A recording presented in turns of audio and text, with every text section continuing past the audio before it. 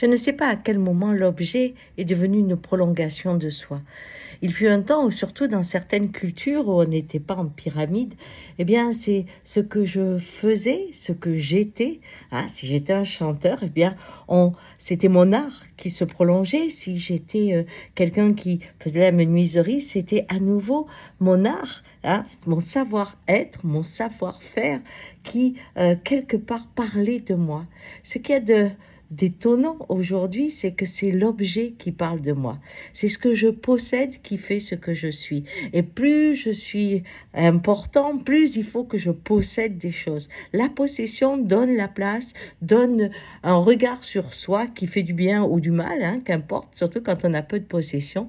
Mais l'objet est devenu une prolongation. C'est drôle, parce que dans le monde de l'Indien, ce qu'on apprend, c'est ce que dit Einstein d'ailleurs, c'est qu'on est tout connecté. L'arbre est une prolongation de moi, l'eau est une prolongation de moi, la terre est une prolongation de moi. Donc, en fait, si ça se prolonge dans mon être, eh bien, évidemment que c'est précieux, puisque je pense à moi quand je pense à la rivière. Mais si c'est l'objet, à ce moment-là, je crée des objets connectés, je crée un monde divers, et dans ce monde, ma place n'existe que si j'ai des objets.